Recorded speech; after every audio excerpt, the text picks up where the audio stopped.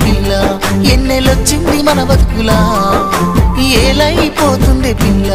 ఏలు వట్టంగా వస్తున్నాయా ఇన్నాళ్ళ ఎడబాటు ఎడబాసిపోతుందిలే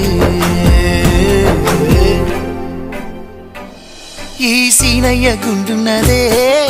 సినదారా నీ కోసము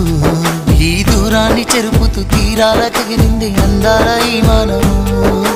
ఓ బాబా చూస్తున్నా